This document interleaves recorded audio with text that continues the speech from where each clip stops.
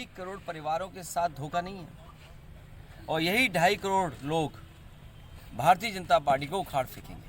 Sir क्या कहेंगे sir, न्याय यात्रा में आप शामिल हो रहे हैं, कल रायबरेली पहुंच रही न्याय यात्रा कांग्रेस की? अभी बातचीत चल रही है, कई दौर में बातचीत हो चुकी है, कई सूचियां उधर से आई, सूची इधर से भी गई। जिस समय सीटों का बंटवारा हो जाएगा, समाजवादी पार्टी उनके न्याय यात्रा में शामिल हो जाएगी। कांग्रेस के प्रभारी कह रहे हैं सर कि हम मायावती के संपर्क में हैं, बातचीत। देखिए, उन बातों को मैं नहीं दोहराना चाहता हूँ। किसी दल का किससे बातचीत है मैं नहीं दोहराना चाहता हूँ। और मीडिया के लोग, आप भी सोचो, आप भी पॉलिटिकल पार्टी मत बनो। मैं जब चर्चा सुबह सुबह सुनता हूँ, देखता हूँ, आपको बजट अच्छा मिलता है। जिसको बजट अच्छा मिलेगा वो भाषा उसी की बोलेगा जो बजट देगा। कहीं ऐसा ना हो कि कुछ ऐसे फैसले आ जाएं तो आपका चैनल की क्रेडिबिलिटी क्या बचेगी, या जो लोग ज्ञान दे रहे हैं उनकी क्रेडिबिलिटी क्या बचेगी। जो हो रहा है वो दिखाई नहीं दे रहा उन्हें, जो नहीं हो रहा है वो अपने दिखाना चाहते हो आप, तो आप किधर ले जा रहे हो। इसीलिए 24 का चुनाव महत्वपूर्ण है। संविधान बचाने का चुनाव है, इस देश के भविष्य को बचाने का चुनाव है, गंगा जमनी तहजीब को बचाने का चुनाव है, भाईचारा बचाने का चुनाव है। और समाजवादी लोगों की जिम्मेदारी सबसे बड़ी है, क्योंकि सबसे ज़्यादा धोखा भारतीय जनता पार्टी ने अगर किसी को दिया है तो वो गरीबों को दिया है। ये जो ब्रेकिंग ग्राउंड सेरेमनी है, ये आज से 6 महीने पहले क्यों नहीं हुई?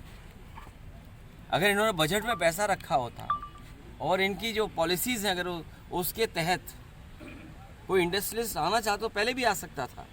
क्योंकि चुनाव आ गया है, इसीलिए लगभग 50 लाख बच्चों से परीक्षा लिखवा रहे हैं। चुनाव आ गया है, वोट चाहिए, इसलिए ग्राउंड ब्रेकिंग सेरेमनी हो रही है। इससे पहले क्या इन्वेस्टमेंट आया है और उस इन्वेस्टमेंट से कितनों को नौकरी और रोजगार मिले, ये सरकार रहेगी तो बाबा साहब भीमराव अम्बेडकर जी का और समाजवादियों का जो आंदोलन रहा है, जो संघर्ष रहा है आरक्षण बचाने का, ये सरकार पूरा का पूरा समाप्त कर देगी। अध्यक्ष जी, स्वामी प्रसाद मौर्य के हवाले से खबर वायरल हो रही है, वो पार्टी बनाने जा रहे हैं। देखिए, उसमें हम लोग गलती नहीं है, खबर हम लोग चूंकि देख रहे हैं, ये खबर पूछना भी जरूरी है। लेकिन इसके साथ साथ जो खबरें आप सुन रहे हैं, हम भी सुन रहे हैं, किसी के मन में क्या है ये कौन सी मशीन बताएगी। और लाभ लेके तो सब चले जाते हैं, लाभ लेके तो सब चले जाते हैं। भैया नए मौके पर कहे, ये निजी मौर्य जी का निजी बयान है। आखिर उनकी भी हैसियत एक राष्ट्रीय महासचिव की है, मेरी भी हैसियत एक राष्ट्रीय महासचिव की है। एक राष्ट्रीय महासचिव का बयान पार्टी का हो जाता है और दूसरे राष्ट्रीय महासचिव का बयान निजी हो जाता है। ये भेदभाव क्यों? अगर यही भेदभाव होना है तो ऐसा भेदभावपूर्ण पद मुझे नहीं चाहिए, क्योंकि मैं तो भेदभाव के खिलाफ लड़ता ही हूँ। मैं तो इस देश में जो विषमता है, जात पात छुआछूत ऊंच नीच का जो भेदभाव है, उस भेदभाव के खिलाफ लड़ाई लड़ रहा हूँ। और मेरे साथ भी यदि कोई भेदभाव होता है, पद के साथ भेदभाव होता है, गरिमा के साथ भेदभाव होता है, तो स्वाभाविक रूप से मैं उस पर प्रतिकार करूँगा ही करूँगा। और जो 13 फरवरी के पत्र में स्पष्ट है। इसलिए रही बात, उन्होंने कहा कि मैंने सम्मान दिया, तो मैं ये बताना चाहता हूँ कि समाजवादी पार्टी आज सत्ता में नहीं है, सम्मान देने की हैसियत में नहीं है। और अगर देने लेने की बात आई तो 2022 के पहले समाजवादी पार्टी के पास मात्र 45 विधायक थे। मेरे आने के बाद समाजवादी पार्टी के विधायकों की संख्या 111 हो गई। समाजवादी पार्टी का जनाधार जो समाजवादी पार्टी सरकार के दौरान भी नहीं था, वो 2022 के चुनाव में उनको मिला। 6.5% वोट की बढ़ोतरी हुई है।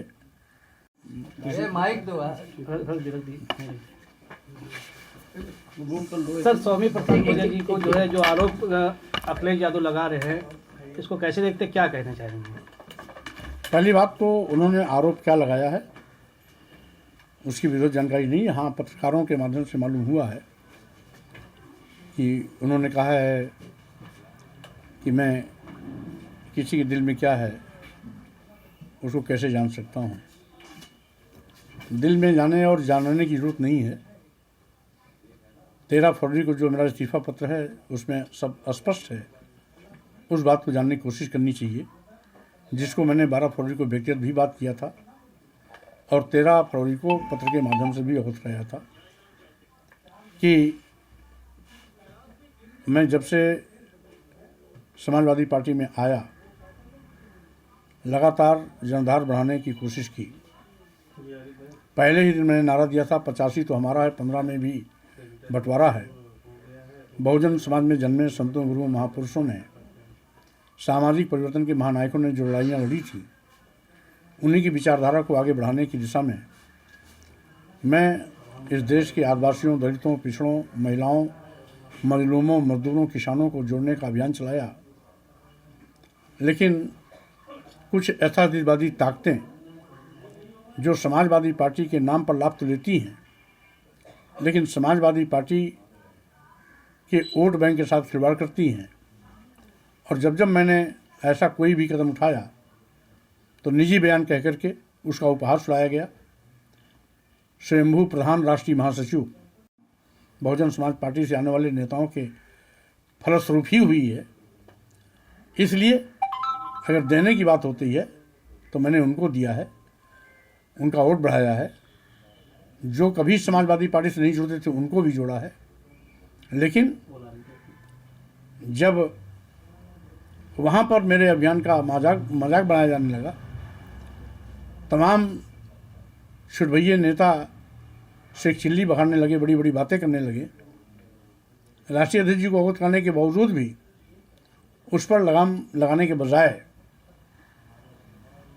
आज मेरे पत्र को भी गंभीरता से न लिया जाना इस बात का प्रतीक है कि कहीं न कहीं ऐसे तत्वों के पीछे अखिलेश जी का सह था। अन्यथा अगर ईमानदारी से समाजवादी पार्टी की जनाधार को बढ़ाने के प्रश्न में होते तो उन पर समय रहते अनुशासनहीनता का कार्रवाई करते।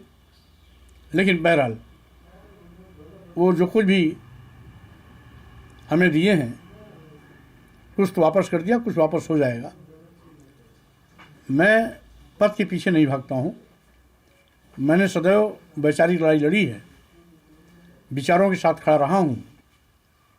वैचारिक टकराहट जब भी कभी मौका आता है तो मैं पहाड़ से भी टकराने की हिम्मत रखता हूँ। रही बात इस देश के अनुसूचित जाति, अनुसूचित जनजाति, पिछड़े देश की महिलाएं, लोग अपनी राजनीतिक रोटियां सेकने की कोशिश कर रहे हैं। आज देश में बड़े पैमाने पर